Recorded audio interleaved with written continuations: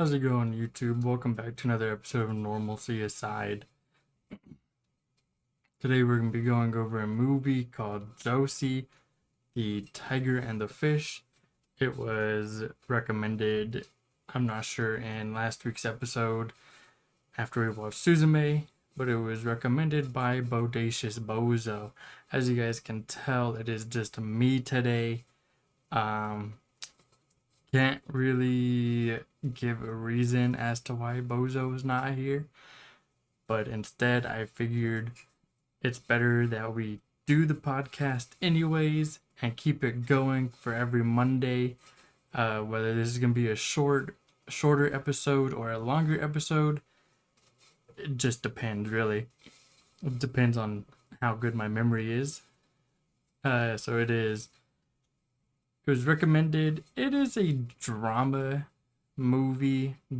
romance. It reminded me very much of like A Silent Voice, but it also reminded me a little bit of like I Want to Eat Your Pancreas, only because, she's crippled. She's in a wheelchair. Don't really know what else to say about it.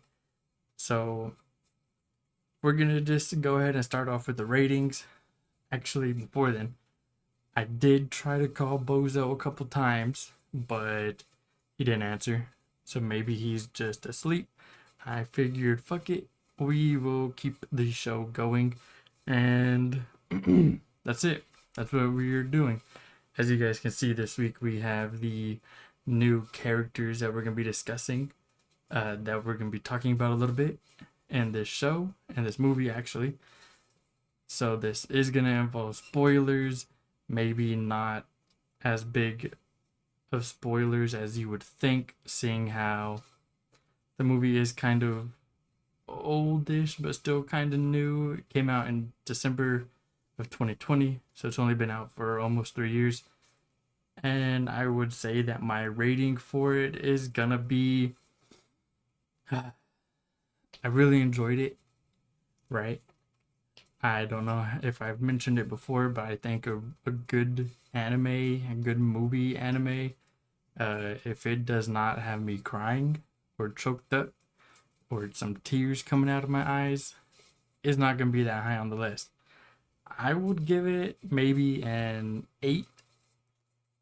I thought the story was very good. I wish there were some things that it would go into a little bit, other than going into like Tsune's like family. All we really know from him is that his parents were divorced, so he kind of lives on his own, and it seems he's very poor, obviously. He says it. So he's working at a dive bar, not dive bar, but at a diving shop, and he goes under and takes pictures of fish, ocean life, and just kind of takes photos in the ocean. And then we have Josee, who is our second main character, and she is in a wheelchair.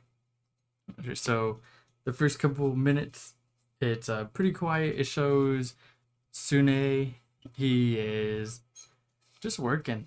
It's real quiet, 30 minutes, just kind of, I guess, building up for his character and his role.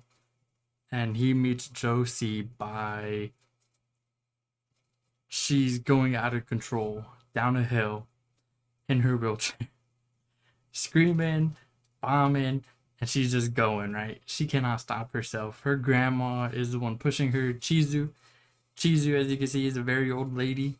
What is Chizu going to be able to do except move quick? Even then, she was barely moving.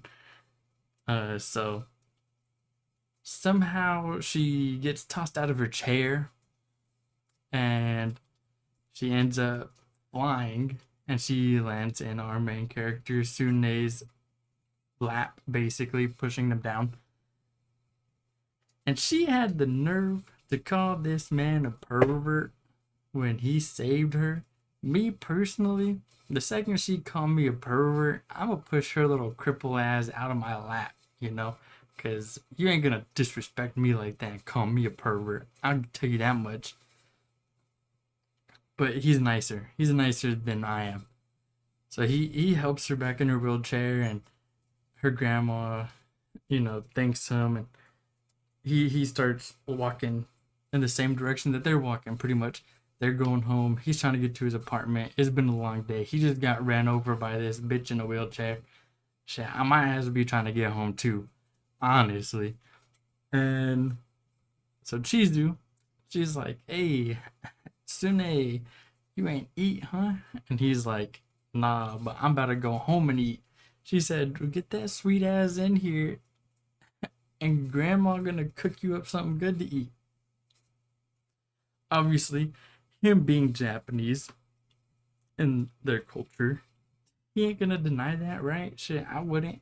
That's for damn sure. So he goes in, he's eating, and Josie's still calling him a pervert.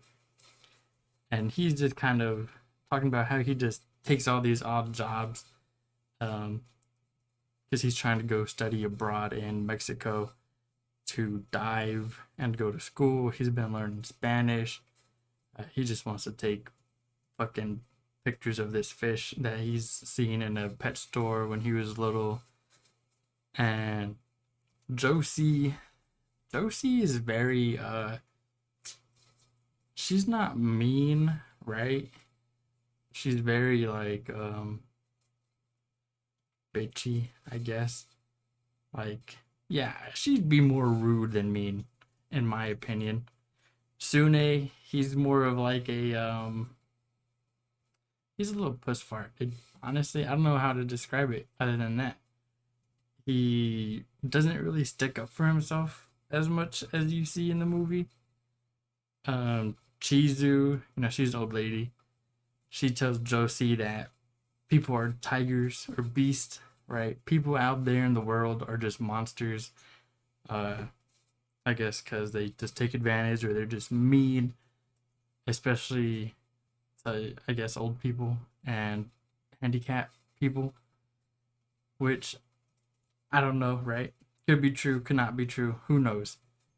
Um, so Sune is trying to go to study abroad in Mexico. Josee is, you warm up to her because you start to understand, right? Like it's like you could tell there's change in her, which is good. You like that as like character development, and it's really nice to see. And especially it's really nice when you can tell that it's happening. Um so at some point Chizu asks Sune like, "Hey bruh, I can get you a lot more money, but you gotta listen to what Josee says." And he's like, "Shit, all right. What's the pay like?" And she goes, "Damn, I'll pay you good." So he does it, right? He's trying to get every dollar he can make before he has to go abroad. And so he's going over and he's doing what Josee wants, of course, like counting the threads on the mats in the living room, I guess you would call, or family room, wherever you're from, the living room, family room, whatever. And so he's counting. She's giving him a hard time, and then she leaves. Right at some point, she leaves, and Shizu calls Sune, or Sune goes over, and Josie's just gone. She left. She up and left, which is crazy, right? She don't know how to do nothing by herself, and you could tell that because as it goes to her, like, I guess trying to cross a train track, Sune finds her and has to like pull her back. She's just trying. She's going somewhere, right? She's rolling with the purpose at this point. And so Sune calls Chizu and tells her like, "Yeah, man, I found Josee. She's over here. Her ass almost dying and shit."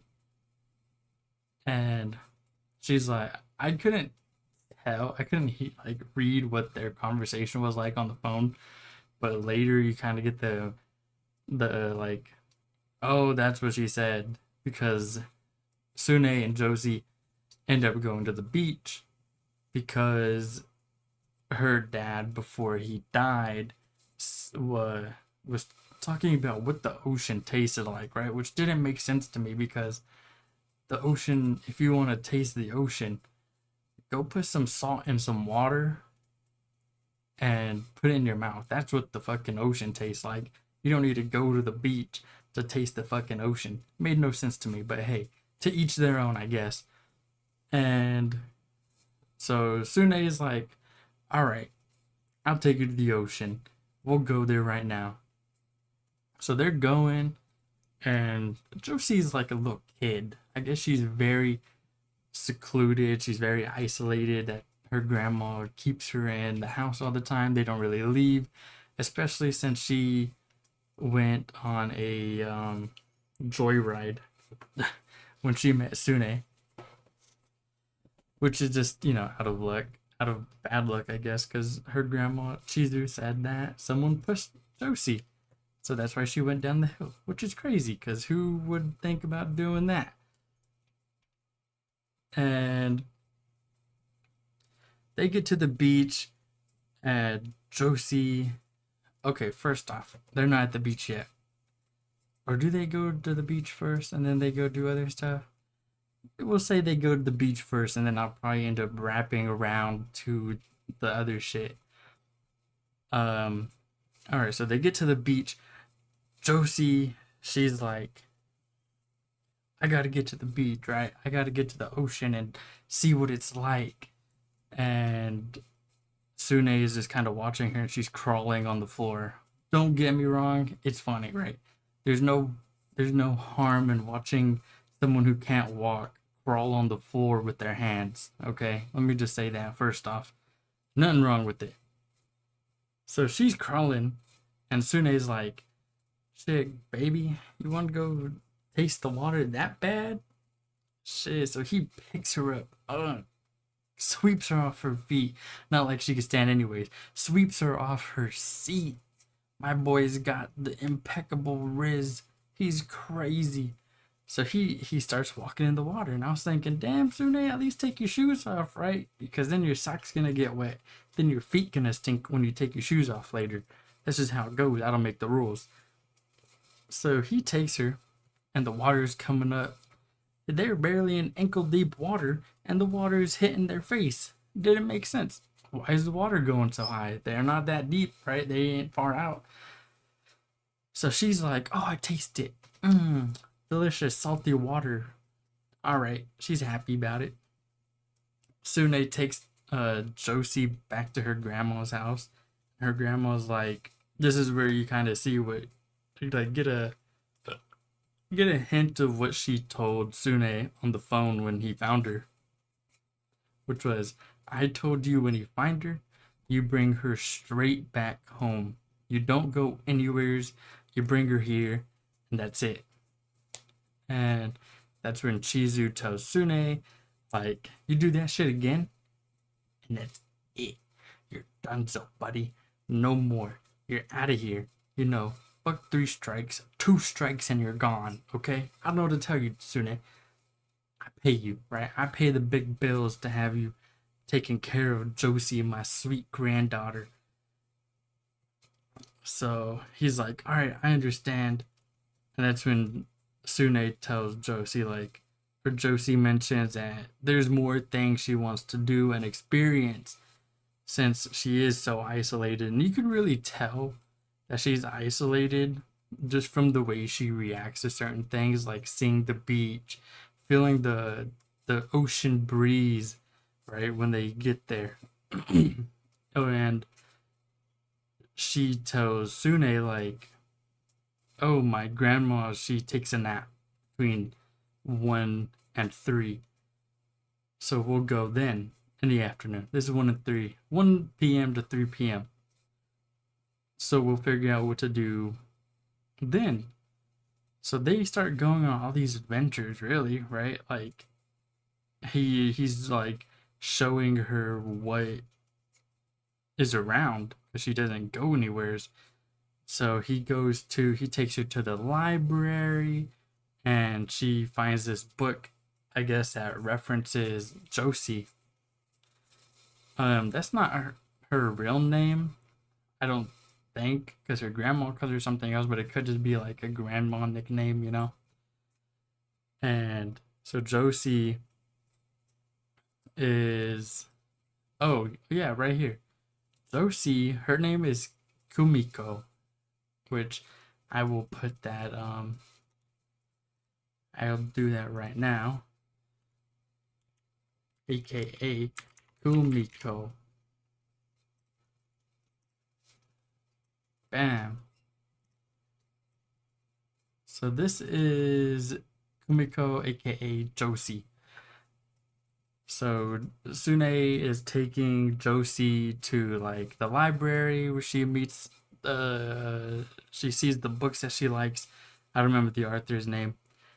And that's where they see Josee, which you can tell, I wish they kind of went in onto like what that book was kind of about, because maybe it would give you more, like, I guess, meaning behind her nickname that she told Sune to like call her. But it doesn't. Which is, hey, that's fine, you know? Not how I would have made a movie, but alright. And he takes her to the library. She meets the librarian, which is Kana, and she is sweet. They start talking a little bit, and they find out they're the same age, and they like the same book and author, and she's really nice. She's really sweet. So Sune takes Josee back home, and this is when really we find that Chizu has, sneaky old bastard, she knew the whole time that they were sneaking out, that Sune and Josee were leaving and going on adventures. And so he took her to like even window shop, right? Because there's a scene where they're looking into a restaurant and seeing someone cook, and her eyes lit up. They're on a train, and she's like, I've had many boyfriends. I've had 5 boyfriends at once. And me personally, I was like, oh, Josee, chill, right? Like, have you really? But, she's a little tsundere, a little bit. And you could tell. So, they're on a train. This little boy says, oh, look, a train over there. And she's like, I'm not a kid. I've seen a lot of things. And once that little boy said, there's a train, where's the train at? Can you point it out for me? Where? I'm trying to look for it. Right?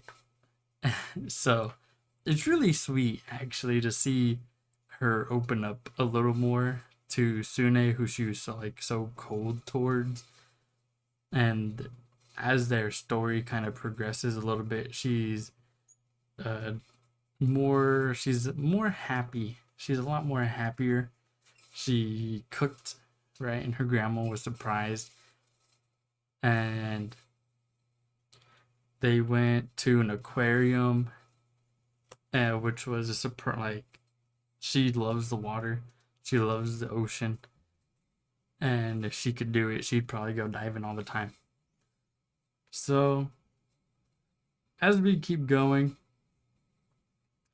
right, this girl right here, she is the worst. Okay, she sees Josee at some point, and she's like,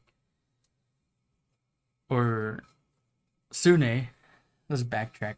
Sune takes Josee to his work at the dive shop, and Josee sees Mai, and Josee seemed kind of intimidated, and she's like, let's leave. And she kind of gets mad at Sune, right? It ain't my bad. My boy's got the impeccable riz. He just be rizzing everybody up. It's not his problem. And she's like, oh, how many like girls do you be flirting with, right? Getting all jealous and shit. And he's like, what are you talking about, right?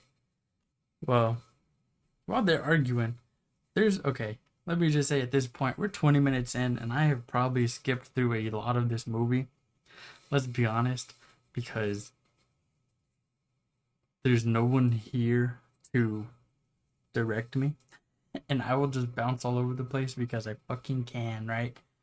So, anyways, Hayato, he's a real one. He's keeping it 10 toes down for my boy Sune right now. And Josee, he's a shipper.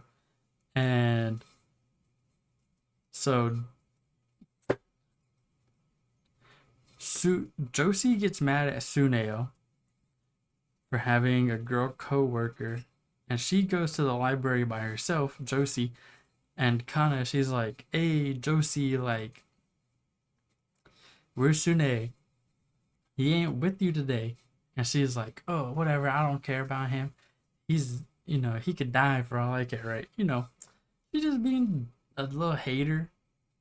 And then she ends up trying to read to these kids, and all the kids just leave, right? They don't care, except for one little girl. She stays, which kind of warms your heart a little bit, right? She's like, "Oh, where is?" She read The Little Mermaid, and she ends up drawing where the Little Mermaid lived.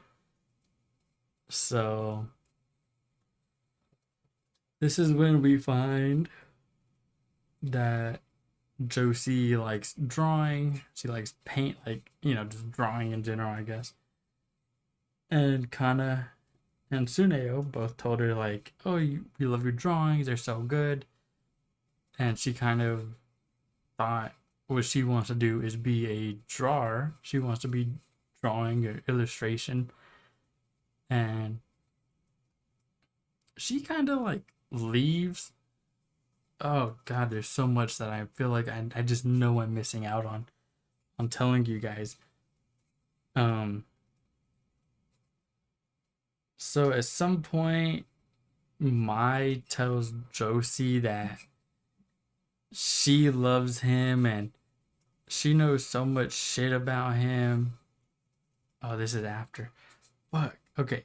Okay. Okay. Okay. So Josee leaves. Tsuneo sees this like lamp thing at his work, and he talks to his manager.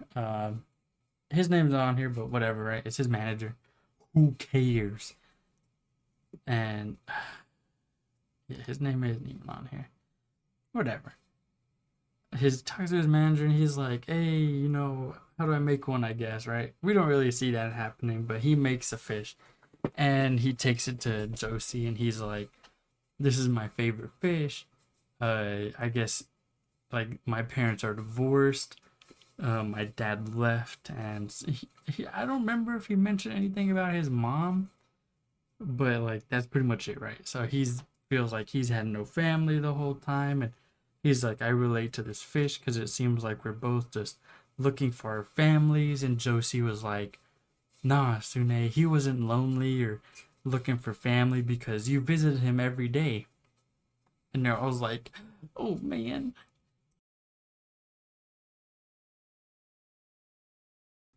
Oh God. And I was like, "Oh man, like that's sweet."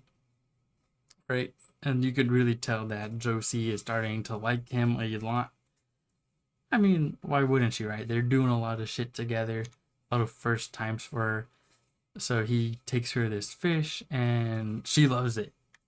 They almost kissed right there, but her being a today, that wasn't going to happen that early in the movie. We're probably like 45 minutes in, or maybe a little further past.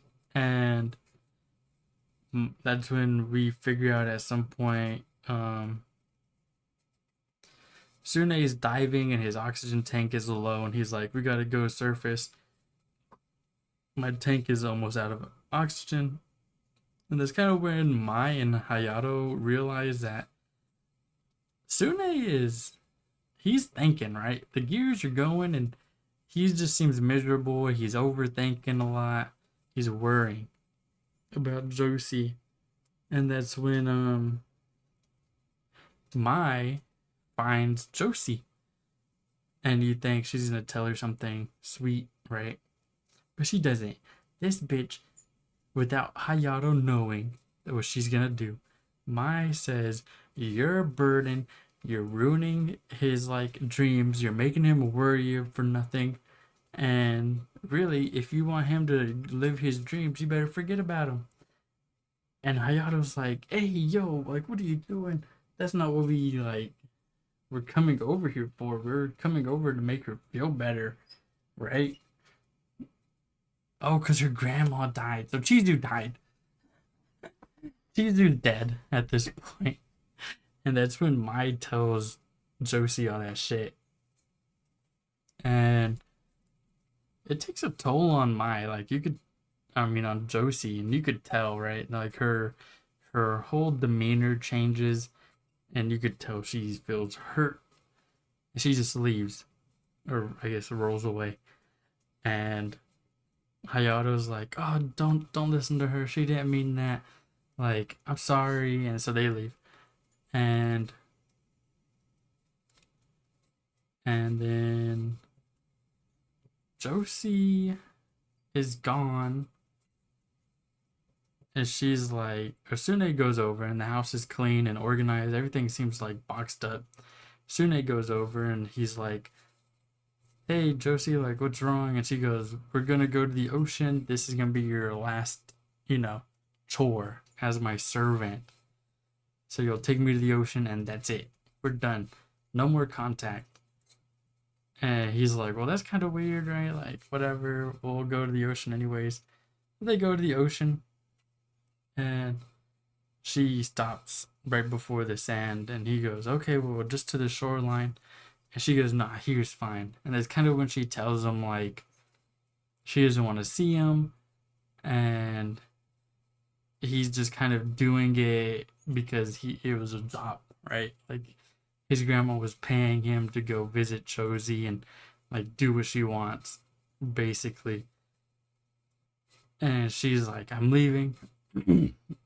So she starts leaving. And of course, in anime fashion, it started raining. So it's raining, it's pouring, the old man is snoring. What does Sune do? He decides to chase after her.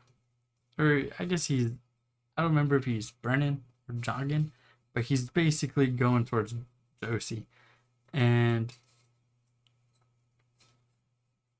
Josee, she's crossing the street, but her chair gets stuck trying to go up the curb, or the little lip. There's a little lip. And it's raining, the cars are coming, and that's when Sune's like, oh no, Josee, right? Like, baby girl, you gotta watch out, shit. So he's running and he sees headlights, and it's a motorcycle. A motorcycle passes by, and he's like, all right. So he's like, Josee, don't do it. And this fucking car swerves and like 360s. He basically what is it? Hydroplanes. He hydroplanes in the fucking 360s and it hits Sune, knocks his ass out, and then it cuts to like Josee. She's falling. She's trying to get to Tsuneo, and she's like freaking out. She's like, Sune, right? She's screaming on the floor. And then another car pulls up, and she calls the ambulance, the ambulance. And she tells him, like, oh, someone got hit by a car. You need to come now. And then it kind of just cuts to, like, surgery, I guess, right? Like, what they're doing. So it's all black and shit. And when he finally wakes up, the only thing he says is, the girl in the wheelchair, is she okay? And the nurses are like, yeah. And you could tell he loved her because, let's be honest, you're not going to ask about somebody after your ass just got fucking ran over by a car. You're going to be worried about your damn self. I know I would. And so the doctors tell him, right? Like, it kind of cuts. And the doctor's telling him, like, oh, you had a bunch of this shit, like, wrong with your leg. And then you got a hairline fracture in your arm. And you may be able to walk. We're not sure about the, like, longevity of your injuries, really, right? Because they don't know. And they're like, it's possible you could never walk again, right? Or on that foot or something. But it's also possible that you could walk. And there's got to be a little bit of Josee where she just feels bad, right? Because that wouldn't have happened if she didn't want to go to the beach. And if, I guess, if she had just told him at her house or her grandma's house that she didn't want anything to do with him, none of this would have happened, right? And that's when she shows up to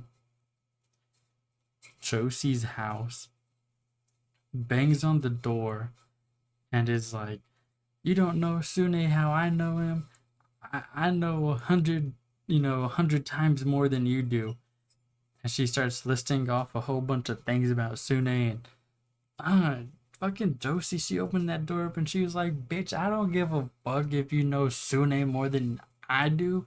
Like, I know him about this amount of good times, right?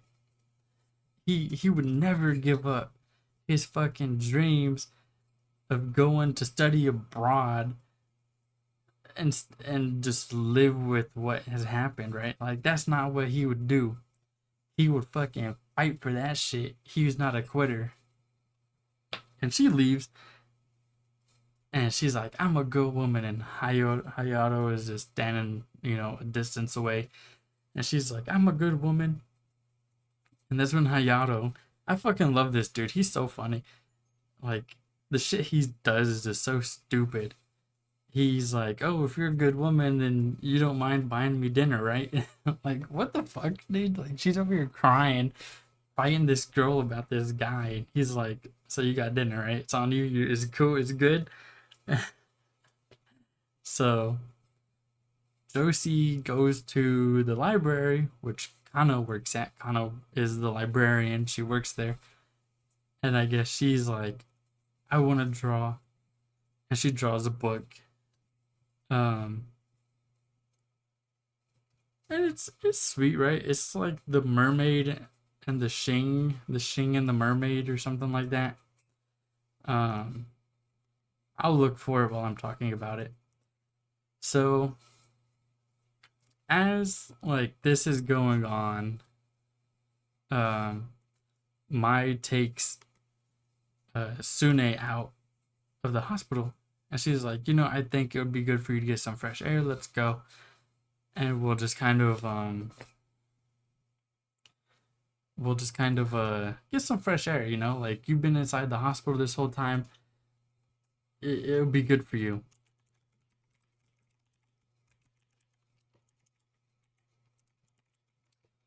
And let's see. Sorry, I'm looking for this book.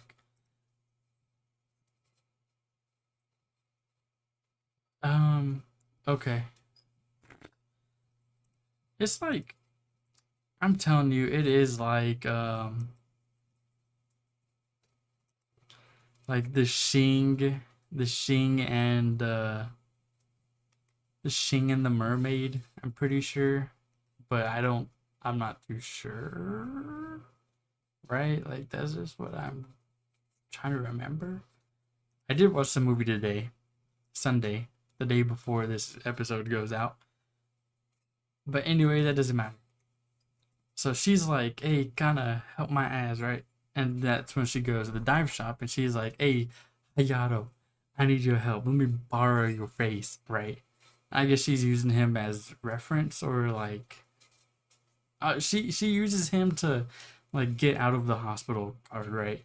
So he goes to the hospital, and she's been working on this fucking book, and he goes to the hospital and he's like, "I'm your dive partner.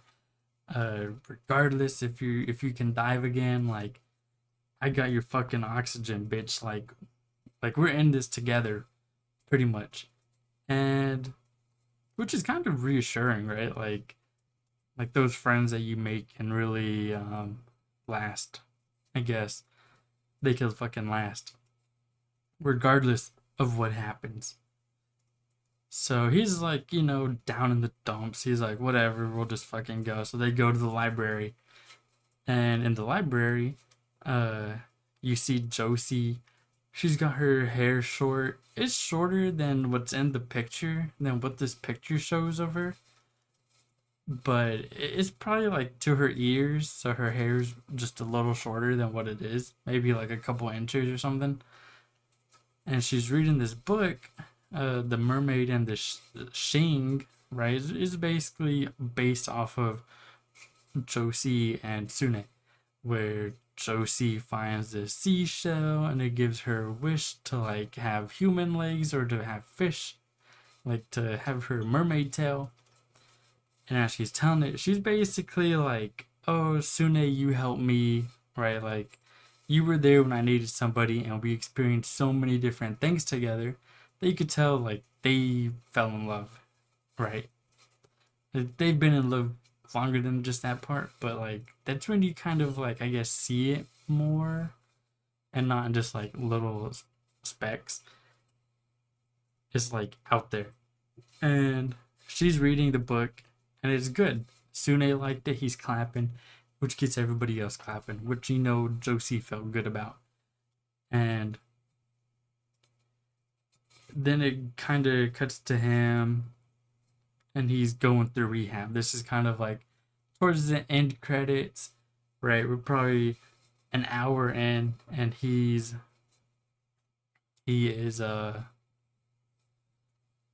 doing the rehab for his leg. Oh, and before then, when Mai's like, "Oh, let's go get some fresh air," she confesses, right? She's like, "I love you, Sune, and I just had to tell you," and she's crying, bruh. Like, what are you crying for, bruh? You're just being such an asshole to a crippled girl. Come on. But anyways, my man Sune, he sees through it. He's like, "Shit, baby, Josie's the girl for me." And Josee is watching him do his rehab, and he starts to like walk on his own. And at the end, he asks Sune asks Josee to like pick him up from the hospital, and she says she's at the zoo, and he's like, she says, "Come find me," or something like that, something along the lines of him to go find her. But she didn't tell him that. She just said it, right? And he goes to her house. First off, this fool waited like 2 hours at the hospital. He got it at 10 a.m. and he left at almost 12 noon. So he goes to her house, nobody's there. He goes to the library, nobody's there. And I guess he like recruits Kana to help him look for Josee.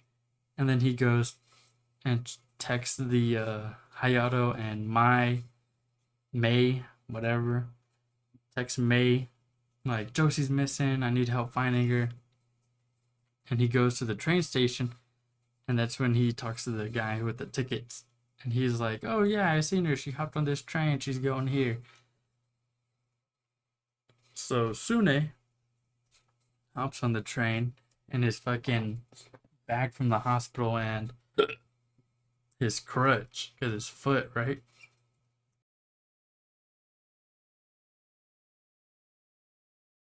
God damn, my bad. I had to sneeze. That's why I muted. Well, the time I muted before I sneezed. That's why I sneeze now. So she went to the zoo and he went to the zoo, but she was gone. And he looks behind him and he finds her wheel, her tire tracks.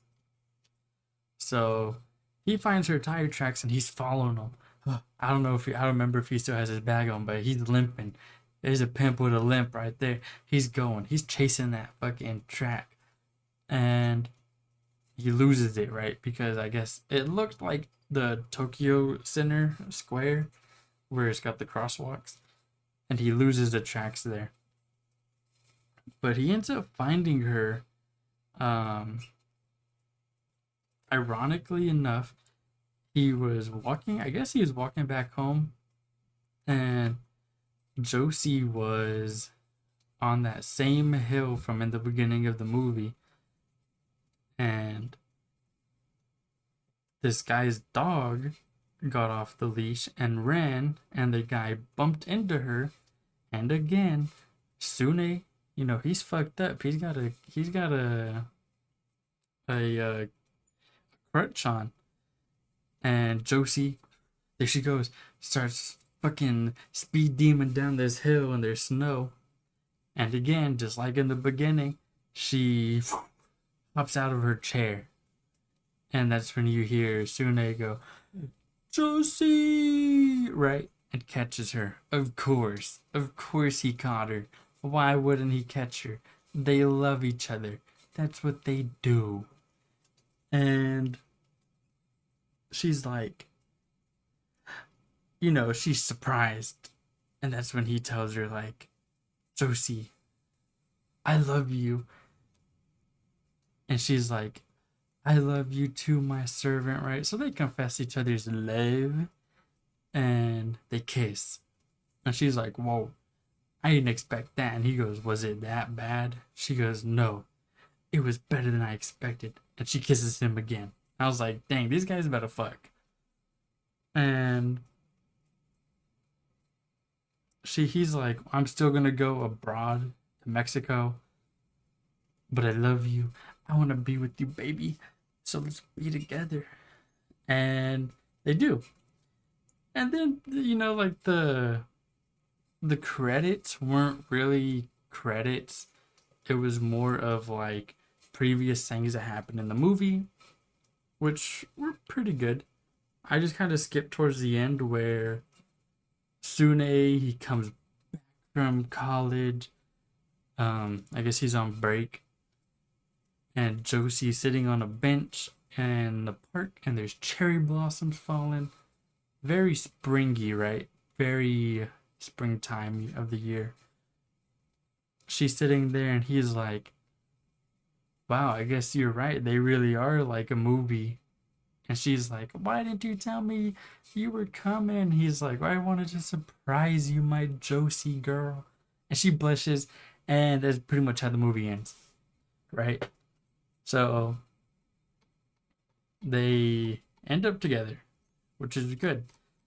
At that part where Josee left, it kind of reminded me of Toradora, where that bitch fucking left him and just fucking left. She just left him. Didn't say nothing about where she was going, except she was like, yeah, I'll be moving in tomorrow. And she's gone.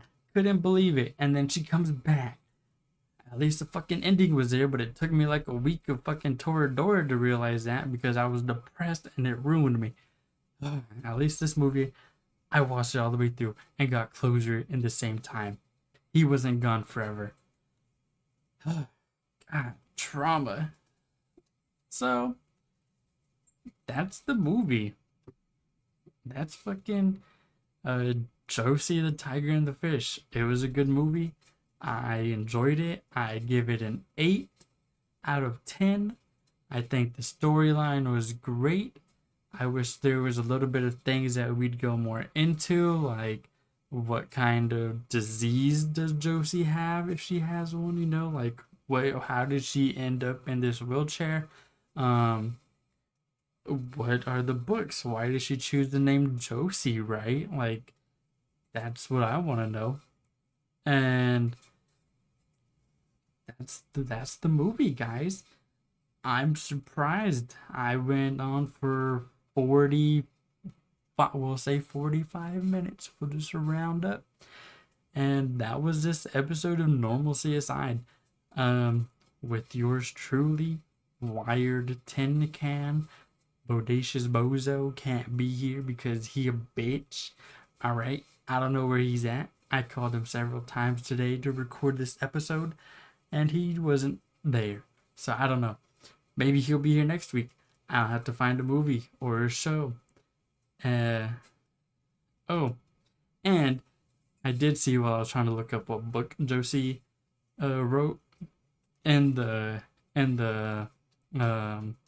light novel of Josee the Tiger and the Fish.